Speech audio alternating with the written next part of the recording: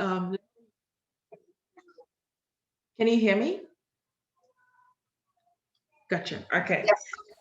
Good evening, everyone, and welcome to the Aspire Hub Summer Connect 2021 opening session. You're all very welcome. And if there's any parents on here, you're welcome. Thank you for joining us today. So today, we're here to give you some more information about what you can expect over the next few weeks that your kids will be going through. And if you're the person that, well, if you're the child or the teen that'll be going through Summer Connect 2021, this is just to give you some more information of what you can expect, the timing of events, and yeah, and to let you know the days where there'll be no sessions taking place. I know we are all pretty excited to hear from our guest speaker today, being Kevin Mpunga. But before we do that, we'll just do some housekeeping. And most importantly, most you should have seen the poll that came up asking you which province you're joining from. If you haven't completed this already, I will be very grateful if you just take a few seconds of your time. It's literally with a click of a button and it will register immediately. We'll just wait, give it another 30 seconds or so for those who haven't completed the poll to do that. Thank you. I know most of us are joining from somewhere within Canada. I hope it's nice and hot where you are. It's pretty hot here in Calgary, Alberta, and coming from minus 30s in the winter, it's great to have the plus 30s, but I hope everyone is staying hydrated and staying safe through all of this. Okay, so please keep clicking on which province you're joining from if you haven't already. I have about 17 people who have done it already. If you haven't, you need help, just put something in the chat and someone will send you a message to let you know how to do that. I'm very conscious of time and we have quite a lot to get on with today. So we'll leave the poll up a little bit more and I will move on to the next section of our agenda. So I'm going to invite the founder of Aspire Hub, who is Tokwe, and she'll be giving us some more information about what the Aspire Hub is and the inspiration behind it. So please welcome Tokwe. Hi, everyone. I'm super excited to be here today. My name is Tokwe Olotu. I am the founder of Aspire Hub. It's in a nutshell, it's a nonprofit organization here in Canada, and our goal is to build a foundation for that, responsible citizenship and exemplary leadership that is the goal of every parent and for their kids. So we want to work with young people, like those of you in this room and those that will be joining us to help you through some of the barriers that we face. Some of us have faced it, and you are going to face them, and probably you're even facing some of them right now on your way to growing up, to becoming an adult. So we have a bunch of programs that are kind of targeted towards training, mentorship, and quite a number of resources to support you in this beautiful journey of growing up. So I guess that's it in a nutshell. We want to help you achieve better career outcomes, better health outcomes. And so a lot of our programs, so you'll see them coming, they'll be towards those kind of objectives. So if you want to learn more about us, you go to aspirehub.org. We have a lot of things that we are putting up on that website, and it keeps changing, so try to stay tuned. So Summer Connect was created to get to know us a little better, while we also add some value to our teens and young adults. Over the next 6 weeks, you're going to be meeting with various people from our teams. I will be taking some sessions, and my other colleagues will be taking some sessions. This Summer Connect is entirely free. I'm sure if you are paying for it, it's going to be quite a lot, but we'll make it free for this time just to get to know you and to get to, add some value to you over this summer. So Mondays would be essentially some leadership development skills. I'm not going to take it away. I'm not going to say everything. I'm going to let Dami throw more light on the schedule. On Mondays would be leadership development programs, and there's going to be a presentation. We call it leadership case study presentation last week, and there will be prizes to be won. Tuesdays for financial literacy.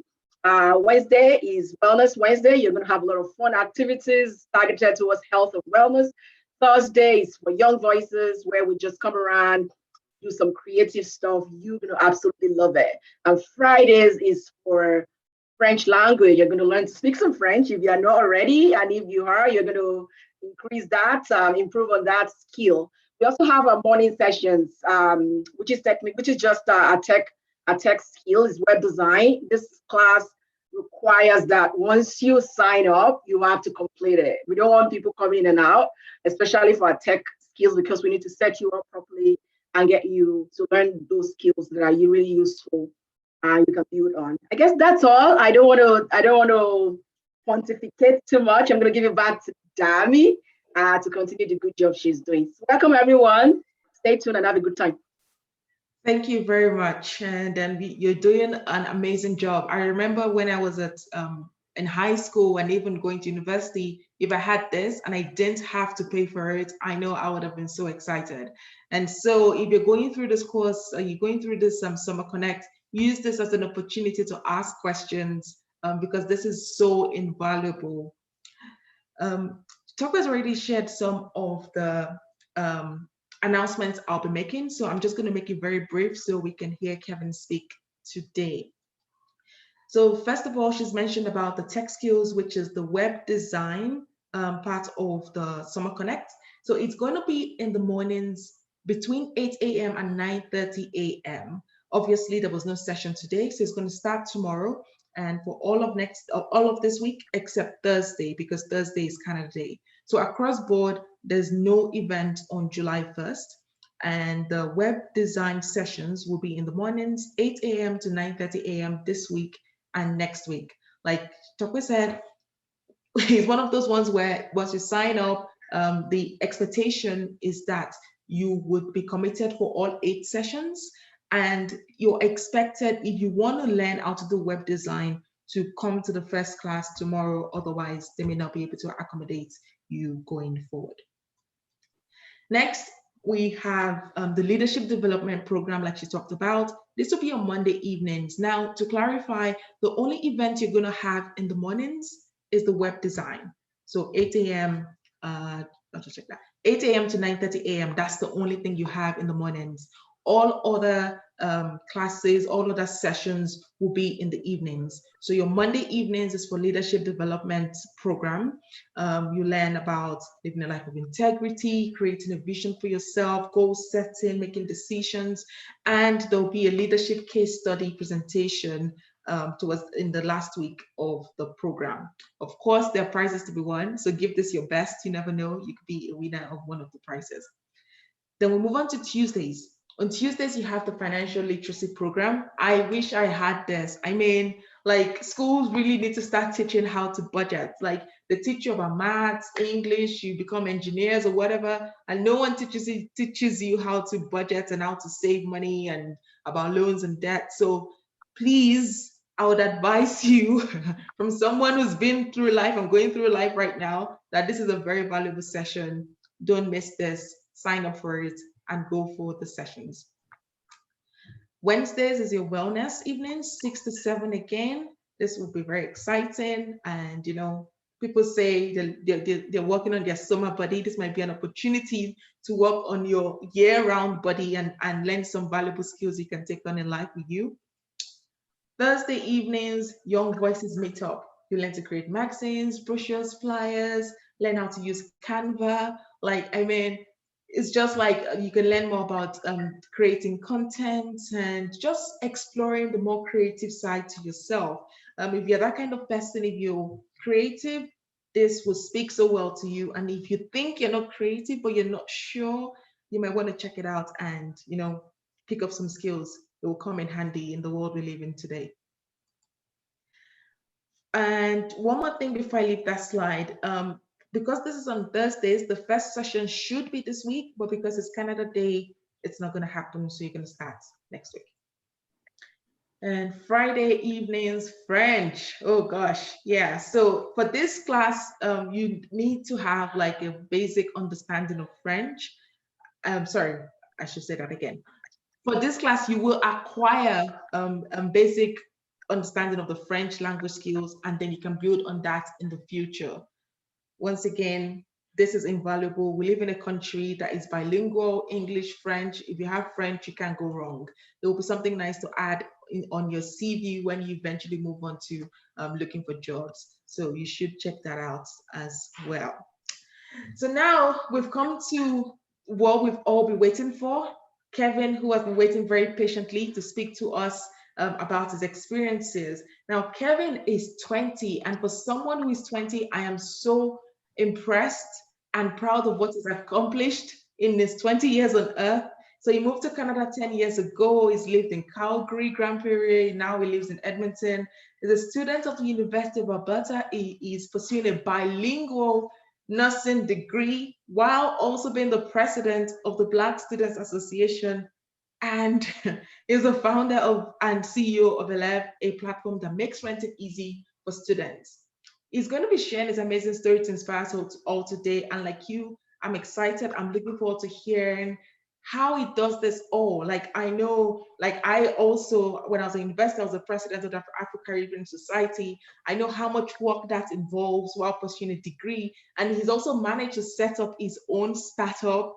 That is super impressive. I can't wait to hear what he has to say. So Kevin, if you're ready, we are super excited to have you. Can we all welcome Kevin as he comes on and shares his experience with us? Thank you very much. I hope you can hear me fine. First note though, I'm no longer 20 years old. I'm now 21. I turned 21 on the 5th of this month. So there you go. I don't know if that's less impressive, but I'm 21 years old now. It's still impressive. I Yeah, I made a list of a few things that I'd like to talk about today, and I don't know if I'll have enough time because I can ramble on and on and on about every single one of these topics. But I guess to start off, I want to talk a bit more about where I'm from. I'm from Congo, Democratic Republic. I was born and raised in Kinshasa, and I moved to Matadi when I was maybe 8 years old. And thank you, thank you. 23 days later, but thank you. I appreciate it. Um, yeah, so when I was 8 years old, my dad started talking about opening an internet cafe. And if you've ever lived in Africa, you know what an internet cafe is, where people come, they use computers, and they pay for like an hour at a time. And he started to talk about it at dinner, and then slowly it evolved into him talking about it, into him putting together a small plan, into him, telling me, "Hey, Kevin, come with me. We're going somewhere." And then I would never know. That's kind of how my dad rocks. He never tells you where you're going. He just says we're going somewhere. And of course, you're 8 years old. You don't really have a choice. You tag along, and then you go, and your dad's buying computers. And then he brings all the computers home, stations it there. "Kevin, we're going somewhere," a week later. And you don't know where you're going, but you go see potential office spaces. And then, "Kevin, we're going somewhere." And then it's installing the computers. And so slowly him talking about it as an idea turned into an actual business. And we started running it together. I was 8 years old then. My dad was really big on computers since day one. So he taught me as much as he could for an 8-year-old. And basically after that, shortly after that, he left. He came to Canada for a while. And then it was, I guess, just me and my siblings and my uncle as well running that place. And so as an 8-year-old, sometimes I would be there myself running the entire place. It was pretty straightforward what I had to do. People would come, they would pay me money. I would unlock a computer for them. And then if they have internet trouble, I would go and fix it up for them. So I guess in that time, people thought I was a genius because I could, solve Internet Explorer or like log into an account. And they used to call me Young Bill Gates way back in the days for some reason. I never really liked that nickname, but I guess I was computer savvy and people thought that's the first thing that came to mind.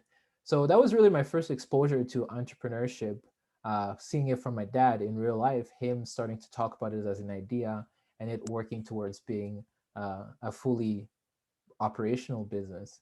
And shortly after that as well, I was at school, and that was at the time when Dragon Ball Z was really popping at school. You're 8, 9 years old. That's all people talk about at school.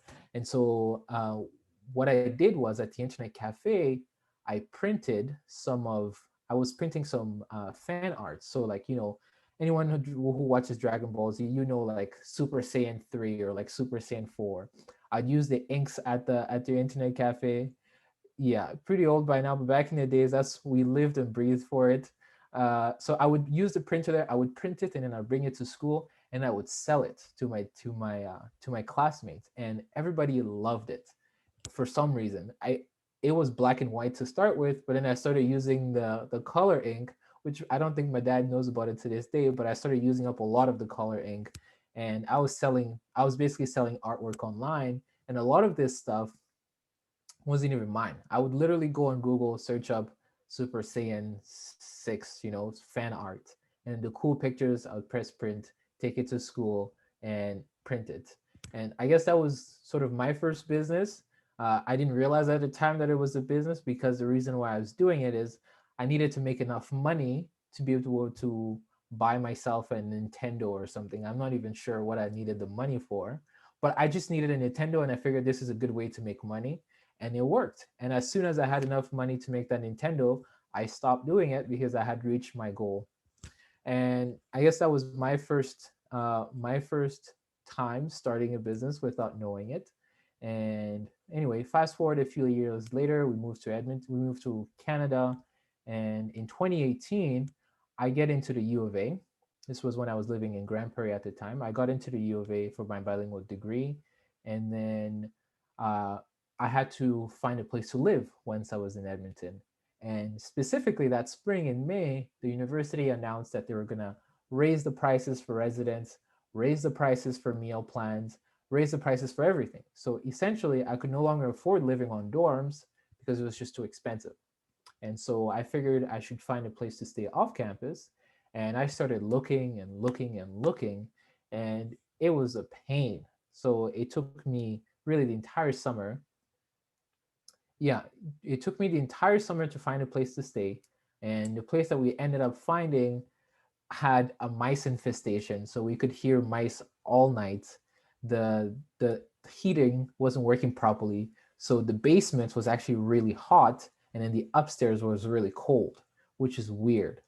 And anyway, so this idea, me struggling to find a place to stay off campus, never really crossed my mind that maybe I should do something about it.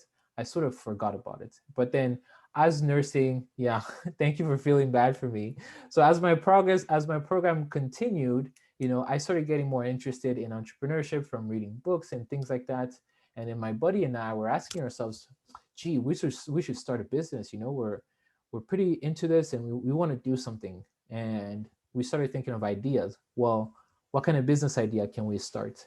And the first thing that we asked ourselves is, what kind of business would we use or would we benefit from?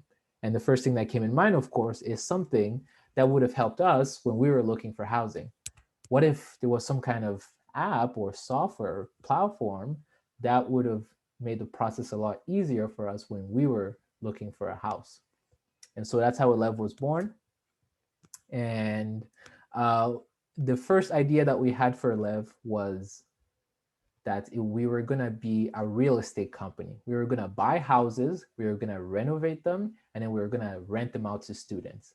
And how were we going to do it? We were going to have an app where students can go on it and find where all of these homes that we've bought are located.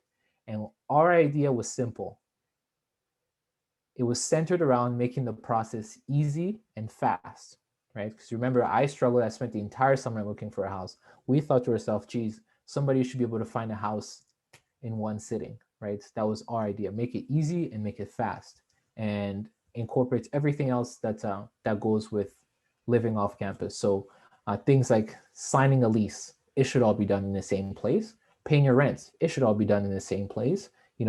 If things are broken around the house, you should be able to report it some way in the same place.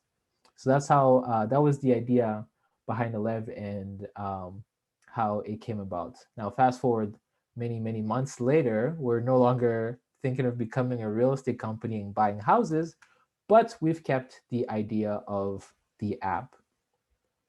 So from these three little stories that I shared, my dad starting a business, me struggling to find an off-campus home, and uh, us starting a business, there's a few points that I think are important to remember if you're thinking to start a business, or if you are already starting a business. The first is, any business, no matter the industry, no matter the sector, you have to have an end goal, a vision or a mission. You need to ask yourself, what is the point of this, or what am I trying to accomplish here? Now, the end goal for us wasn't to build an app. That was not our mission. Our mission was not to build an app, but our mission was to make the process of finding a house fast and easy for students. Now, we can do it through an app, or we can do it maybe through an agency, or it can just be a website. So the how of that matters less, but the why and the end goal, the mission, is what matters most. So if you're thinking of starting a business, that's where you should be starting. You should be starting with, what is my end goal? What am I trying to accomplish? And you're stating it from the perspective of who your customer is going to be, right? For us, we're not saying that Kevin wants to start a business that's going to help, that's going to make the renting process faster and simpler for students. But we're talking about me as a student. I want to be able to find a house in a simple and fast way, right? So if you're thinking of starting a business, definitely you start with the why and you start with the vision. And the second thing that you need to remember is that there's never a right or wrong choice, or right or wrong path. If you choose to build an app, or if you choose to do a website, or if you choose to do like a retail store, if you choose to do whatever, it doesn't really matter. So again, the how of how you accomplish things doesn't really matter. It's mostly the why. And why do I mean that there's no right or wrong answers? This is what I believe, is that there's no right or wrongs. There's only benefits and consequences. And when people are starting business, at least I experienced this, I tried too much to, I was thinking too much about what's the best way we can go about this. And what happens is you get what's called analysis paralysis. You have so many things that you can possibly do that it's hard to even pick one. So what I would keep in mind is exactly that. You just gotta pick one and then stick with it, and then go with it for as long as you can. Because at the end of the day, again, there's no right or wrong choices. There's only benefits and consequences. And each choice will yield benefits, and each choice will yield consequences. It all depends on how you see them and what happens in the future. But you want to avoid that analysis paralysis of just sitting there twiddling your thumbs and not knowing which road you should take. You just got to pick one and commit to it. And the second thing, that's the third thing, sorry, that I wanted to emphasize on from the three little stories is, every time you're faced with a decision, or I guess a challenge, there's only also two options here. And you either got to pivot or you got to persevere. For us, for example, when we first started the lab, we wanted to be a real estate company, like I said. And so, oh, sorry, I just got big on the screen for everyone here all of a sudden. And I was like, oh, what the heck? Yeah, so you got to pivot or you got to persevere. And pivoting is pretty straightforward of what it is that you change course, and you can have small pivots just as you can have big pivots. So for us, we had a big pivot would be when we chose to go from being a real estate company that owns the buildings to being a software company that just provides the app or the tool that helps make the process easier, right? So that's a pretty big pivot. But a small pivot can be, for example, instead of charging on a monthly basis, you charge on a yearly basis. What I'm trying to get to with this is that no matter where you start with your idea, it's definitely always going to change. If you started with, I want to do this, and then this is how I want to do it, that's not exactly how it's going to look once you start making millions of dollars. Hopefully, you all get to start making millions of dollars. But the point behind this is that nothing ever looks the same from start to finish. So there's always going to be changes, but you got to remember with the rule number one, if you want to call it that, is that the mission or the why has to stay the same. Your end goal has to stay the same. So if we choose to be a real estate company or choose to be a software company, it doesn't really matter as long as we're meeting our end goal of helping students find housing, right? And the fourth and last thing that I wanted to say is that to me, entrepreneurship is really the closest thing that there is to magic in a way, because what it ultimately boils down to is you as an individual taking something that's in your head, literally thoughts and ideas, and bringing it into reality, fruition. If you look at literally anything around you, everything started as an idea in somebody's head, anywhere from the TV, the screen that you're looking at this from, to the can of pop that's on your table or the lamp beside you. Everything started as an idea in somebody's head. And in the same fashion that the idea that's in your head right now can become a reality for people all over the world. And to me, if that's not magic, I really don't know what it is. What else could be? Bringing thoughts into reality is really what I would call magic, and that's what entrepreneurship is to me. And with that, um, the last thing that I wanted to add is that entrepreneurship is mostly a mind game. And I mean a mind game in two senses. The first is what I just shared, that you're literally taking from what's in your head and making it a reality. Even if it's a digital reality, it's still a reality. And the number two is how far you go, how fast you go, and how strong you go is really up to you. There's a quote that says that it takes the same amount of time and the same amount of energy to build $1 million company than it does $1 billion company. The only difference is the goal, the end goal, the targets, the mission, the destination that you choose for yourself. So not everyone needs to start, not every business needs to be $1 billion business. There are businesses that are probably literally impossible to reach $1 billion business. For us, for example, that's not our goal is not to reach $1 billion in revenue. Our goal is to make the process simple and fast for students throughout the entire country. Once we reach that, we're satisfied, right? So however far you want to go, however fast you want to go, however hard you want to go, is a decision that you have to make, and it's a decision that you have to carry on through, or you have to carry on with.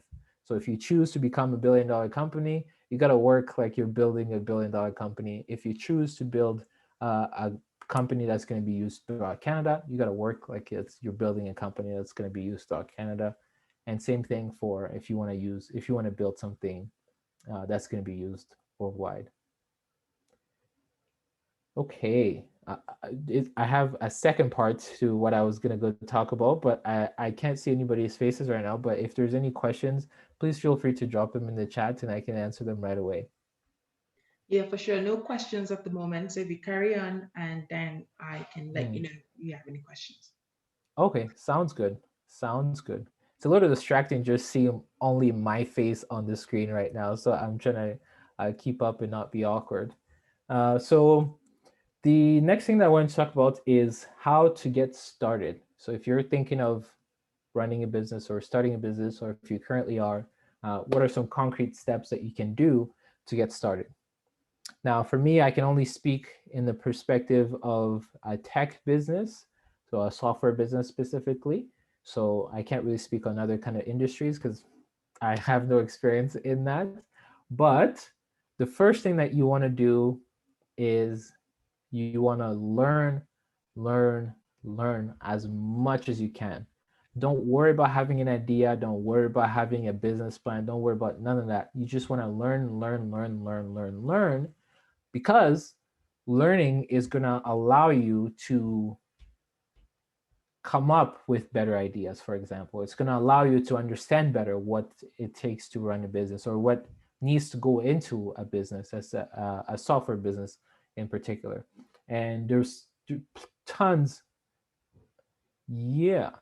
So we'll answer the questions at the end, but yes, that's a good question. There's tons and tons and tons of resources out there that you can use to learn. Here's some that I've used, and I hope you guys are taking notes because I didn't write these down.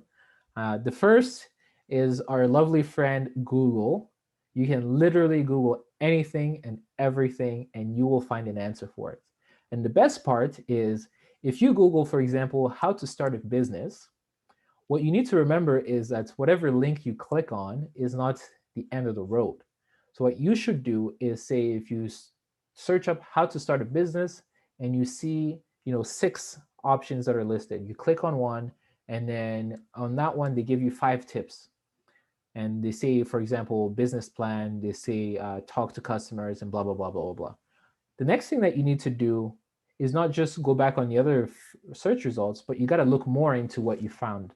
So if they talked about business plan, you need to go back and search out what is a business plan, how to write a business plan, what goes into a business plan templates. If they talked about talking to customers, how to talk to customers, what to ask customers, and how often should you talk to customers.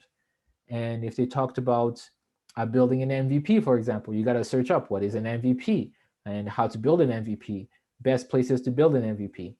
So using Google, your ultimate goal is to go down a rabbit hole of learning, but the good kind of rabbit hole, not the rabbit hole that takes you into some weird conspiracy stuff, but the rabbit hole that brings knowledge on top of knowledge on top of knowledge on top of knowledge. You just continuously learning. It's new things on top of new things.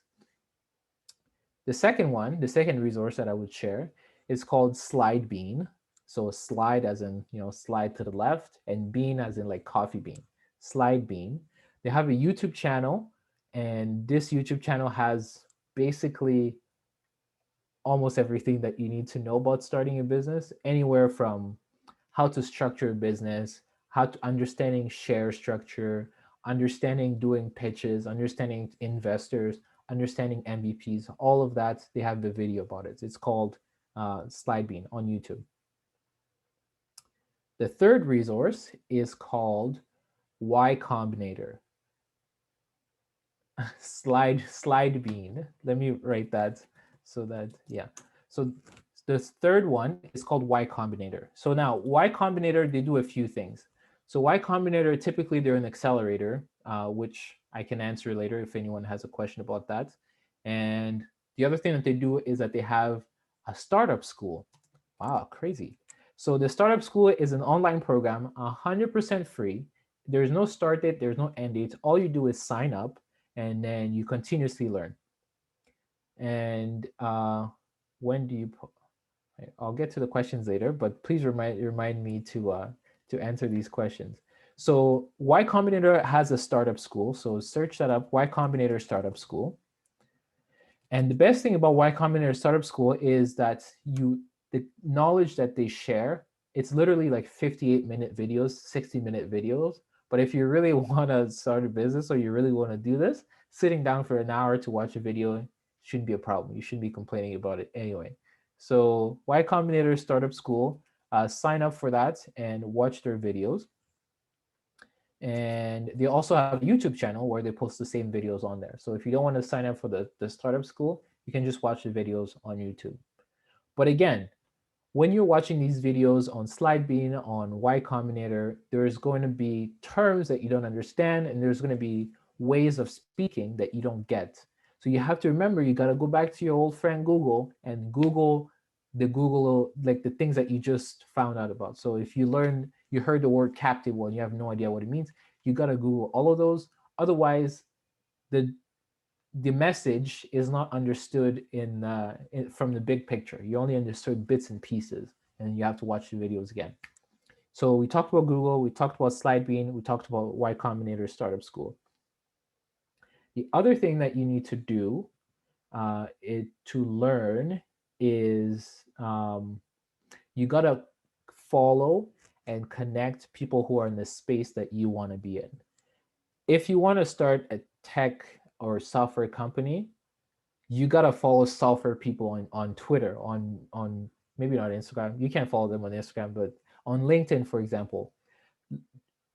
Social media, you spend a lot of time on it, and whatever shows up on your feed really influences your thinking and um, your way of being.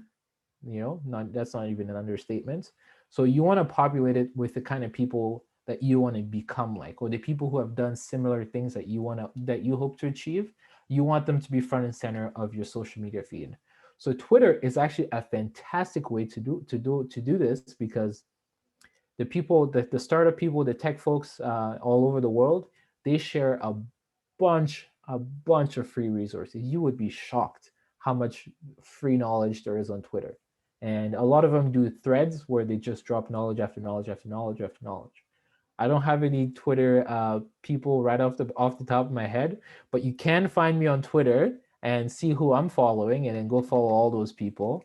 My username is Kevin Mpunga with two A's, because the other account with one A got hacked when I was in seventh grade. Anyway, it's embarrassing. So two A's on my Twitter username. Uh, yeah, so those are the four things that I would say to be able to learn: Google, SlideBean, Y Combinator, and Twitter. Twitter / all kinds of social media. So that's the first step to absolutely everything. You got to learn as much as you can and as fast as you can. So the second thing that you need to do to get started is to come up with your why. Now, to come up with the why, or the vision, or the end goal, you don't you should not you should absolutely not. How did it get hacked? Okay, long story short, when you're in seventh grade and you're playing around with computers and you want to connect one service to another, and then they ask for your password and you're naive and you give them your password, and then they hack you and they start posting ads on your Twitter account. Long story short, that was in brackets. Anyway, so the next thing that you want to do is you want to come up with your why, with your vision, and you don't want to start with an idea. So you never want to start with, I want to build an app that helps students. That's not a good way to start. Why? Well, because it puts you in a box in a way. Now, what you're going to try and do is you're going to go and build this thing or build this app without even knowing if people are going to use it or if people want it to begin with. So what you need to begin with is you need to begin with a problem. You need to begin with a pain point. You need to begin with an opportunity. Example, when we started Elev, we didn't start Elev because we wanted to start an app that helps students. We started Elev because we know that students struggle with finding a house or finding places to live. So we started with the problem. So you always start with the problem first, and then the idea comes later. So always start with the problem or an opportunity. An example of opportunity would be, say, for example, in today's day and age, things to do with digital currency, for example. It's an opportunity because the adoption rate is really high. More and more people are using it. So that's an opportunity. What can you do in that space? But what I would suggest is that you always start with a problem. And the best way to find the problems to start with is to find problems that you've had personally in the past. For me, it was pretty straightforward. I struggled finding a house, so it was a problem that I knew existed. If, for example, you struggle with organizing your desktop, okay, that's a problem. And then the next thing that you want to do after you've identified a problem is you want to validate it. So validated means you're basically going out to see if other people have the same problem, or if people agree with you that this indeed is a problem. So for us, what we did was we said, okay, we struggled with finding a house in university. Oh, your screen is being shared. I don't know if we're seeing your email ads. Yeah, we struggled to find a house to live in. So that's step number one. You find a problem. Step number two is validating it. How did we validate it? We wrote up a quick Google form survey, and we sent it out to our friends and asked them to send to friend of friends. And essentially, what that survey was asking is, hey, did you also struggle with finding a place to live? Did you also struggle with paying for residence, or do you think that residence is really expensive? and you need to get as many responses as possible, or as many opinions as possible. There's many ways to validate your problem, but the best way is just to ask people. So if your problem is that um, I don't know, engineering classes are too hard, well, you go talk to engineering students and you ask them, do you think engineering classes are too hard? If most of them are saying yes, and you're getting a sense that this is a problem that people do indeed have, then boom, you can actually start a company based on that problem. And then the next thing that you need to do is to build an MVP. So the MVP stands for minimum viable product. Minimum viable product. And this is like Genesis 1:1. It's like the first thing that you will ever do. And the like start. In the beginning there was light. In the beginning there was an MVP. This is like your Bible 101. This like you when I can't emphasize enough on the importance of what an MVP is and what an MVP can do. So, what is an MVP? The MVP is the most minimum thing that you can do, the least thing you can do or build that's going to help your customer reach the goal that you've set. So, if you tell yourself that, hey, my problem is that off campus finding a house is really hard for students. Well, my goal is to make it easy and fast for students to find a house. What can I do to make it easy for a student, just one student, to find a house fast and easy? Believe it or not, it doesn't have to be an app. It doesn't have to be a website. It doesn't even have to be anything technological. Now, this is what we did as our MVP. No app, no website, no nothing. It was a Google form. Literally, I served sort of like a survey. And all we did is, before we even got into the Google form, we posted on our Instagram stories and we said, are you looking for a house for this fall or for this summer or for this fall? The people that said yes, we messaged them and we said, hey, thanks for answering my poll. I was wondering, what kind of house are you looking for? Or what do you look for? What are you looking for in the house? And they would say, oh, I'm looking for like a 2-bedroom apartment and this is my budget. And what we did is we went on Facebook, we went on Rent Faster, we went on Kijiji, and we found them nice houses that were 2 bedrooms and was within their budget. And then we went back on Instagram and said, hey, look what I found for you. What do you think? Now, if the student liked the place, then we've accomplished our goal, which was to find a place for students easily and fast. Easily because they literally didn't have to do much. All they had to do was tell us what they needed. Fast because we did all the work for them. We literally went the same day, found them a place, and then suggested it to them. So, yeah, I'm not really keep track of time, so please let me know if I'm going over or under. So yeah, so you set an MVP, which is the least amount of work or the least amount of things that you can do to achieve the goal that you set. So another example of an MVP can be, what are some good examples of an MVP? So for example, about 7 more minutes. Gotcha. Okay. So if you want to build a app, oh, this is actually a real life example. There was a lady who wanted to build an app where Black women would take a quiz about their hair, the kind of hair that they have. And then what that app would do is it would suggest them like um, uh, routines to take care of their hair depending on the hair type that they have. So it would tell them, how often you should wash it or moisturize it and what products should you use, or how do you take care of this way, or how do you take care of that way, kind of thing. So that was her idea and that was her goal. The goal is that you want to help Black women take care of their hair. And the big idea was by suggesting daily routines. Now, how do you build an MVP around that? Well, the first thing that you can do is simply ask people, hey, what kind of hair do you have, or what are you currently doing? And then you go out there. Oh, the name is escaping me right now, but I can look back at it in a bit here. Please remind me. And it's not a thing yet, but she's working on it, which is great. And the easiest thing that she can do, or the MVP, the minimum thing that she can do, is literally ask people, hey, what kind of hair do you have, or what are you currently using, or what do you currently do? And then she can go do the research, find out what's a good routine for this kind of hair, literally do everything manually, and then come up with a daily routine, and then just give it to the person on a PDF or in a document, even a text message. Say Monday do this, Tuesday do this, and so on and so forth. The idea is you want to get to the end goal as quick as possible for your MVP. And what that does is it's now validating the solution.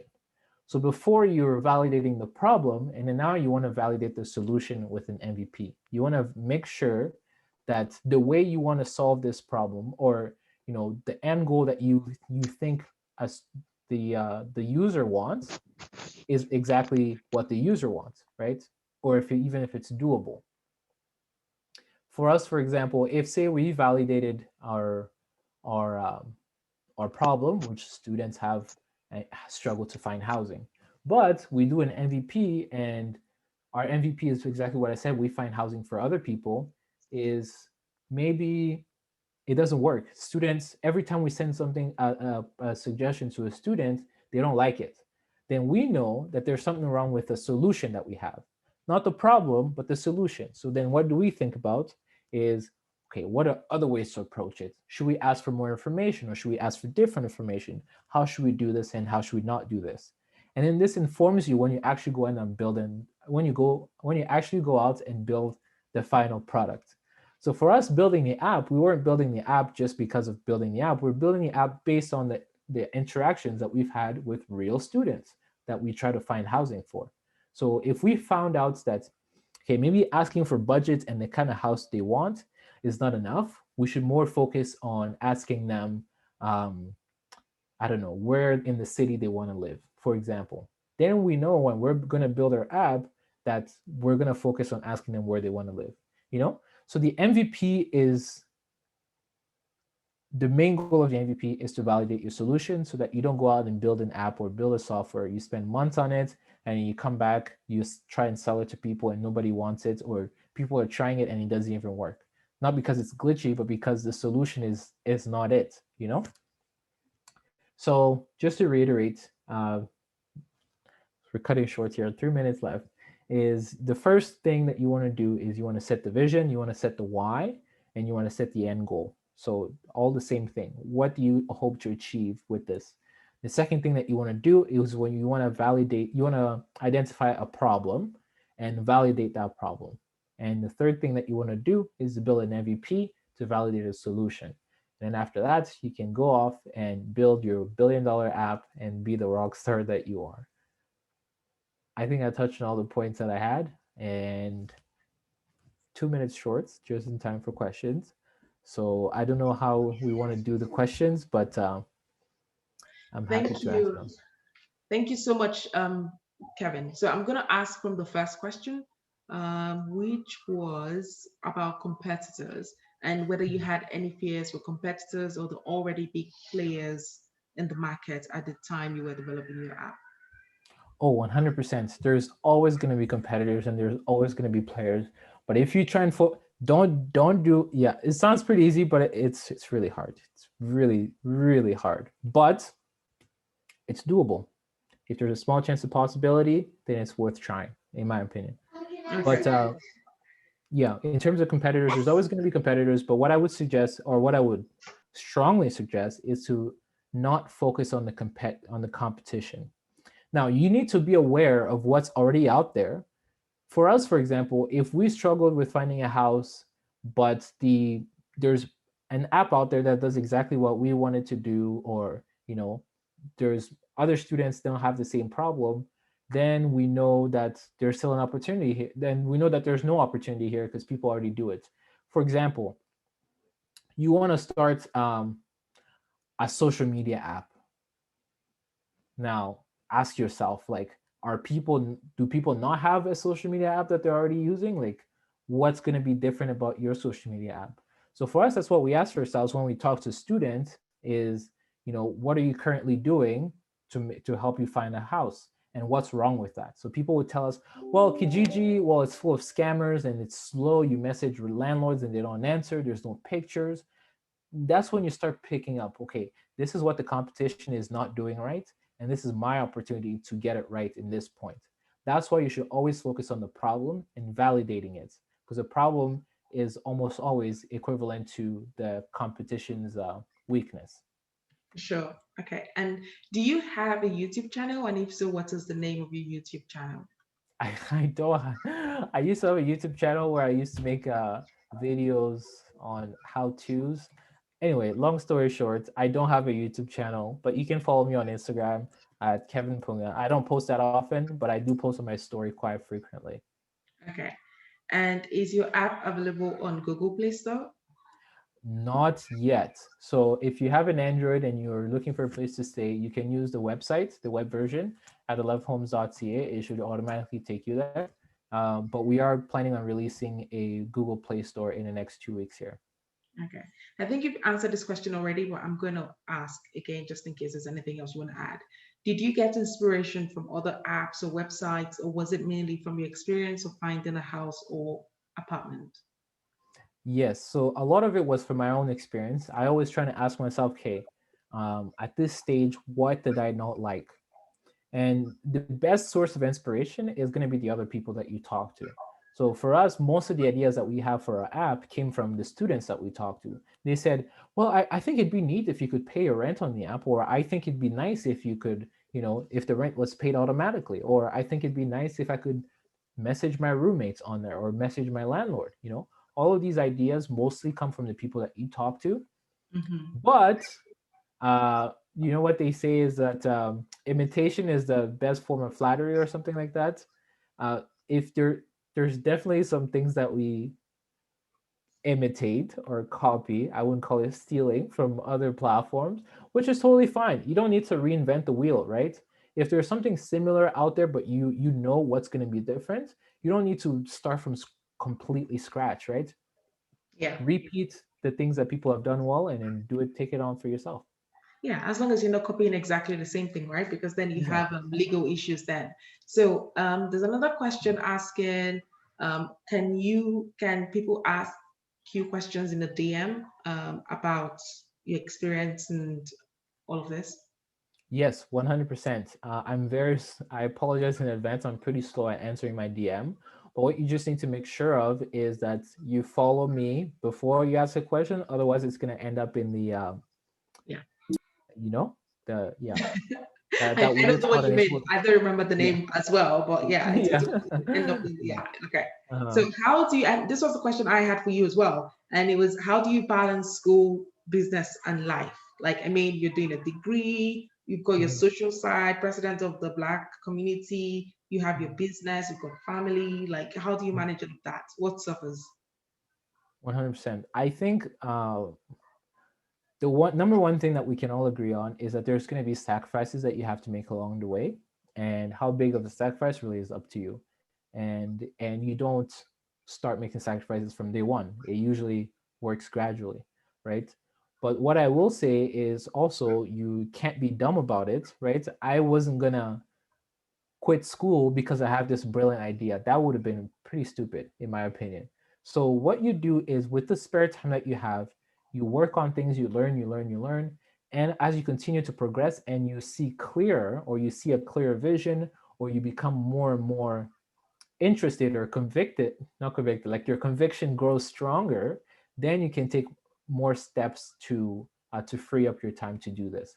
And the second thing that I would say is that you gotta prioritize, prioritize, prioritize. For me, I know what's important and what's not important, right? So what's important: my health, family, education, 11, and I love, as much as I love my friends, they they're a little bit lower in the ranking, right? So if I have to ask myself, am I gonna hang out with my friends for the second weekend in a row, or am I gonna do some more research on the left tonight? I'll probably do some more research on the left tonight. It doesn't mean that you totally cut off your friends and you go in isolation, but you have to make sacrifices and you gotta prioritize. And the last thing that I would say about this is you gotta manage your time like a crazy person. So on my Google Calendar, for example, literally every single minute is accounted for. Like, you can't just go in a random day without knowing what you're doing. You gotta schedule everything. I'm gonna study from 1 p.m. to 2 p.m. and then I'm gonna have lunch from 2 p.m. to 2:30, and then I'm gonna, take a break again from 2:30 to 3:30, and then I'm gonna do this from 3:30 to 5:30. Now that's a little bit excessive, but it works for me. That's what I would suggest for you. You gotta schedule everything. You gotta manage your time. Um, yeah, I'm Honestly, like a crazy I person. think there's like some really great tips because in terms of scheduling, I do exactly the same thing. Like I'm a mom Mhm, of two, I have a full-time job and I'm an entrepreneur with a husband. Like mhm, there's just so much going on, otherwise you lose yourself. So mhm, learning the art of scheduling from an early age is will come in very handy in the future. Kevin, everything you've said has been so impressive. Like mhm, I'm here sitting down listening. I'm like, you've achieved so much. You're multifaceted. Like you're doing. There's no connection, or that I can see anyway, between your nursing degree and your IT. You've been an IT guru from childhood, and one would think you would naturally study maybe artificial intelligence or something to do with softwares and IT. But then no, you're like, nope. I'm gonna do nothing, but you're still nurturing your earlier interest in IT and I. Wow, your parents must be so But proud of you. what? I didn't say this at the beginning, but the reason why I'm in nursing is because I have African parents like everybody here, and they told me you're going to be a doctor, or you're going to be an engineer, or you're going to be a lawyer, or you're going to be a failure. So I figured, you know, let me go for the doctor route and take a nursing under degree. Maybe it'll be nice, and they're not disappointed in me. Otherwise, I Oh, would have taken a business degree probably.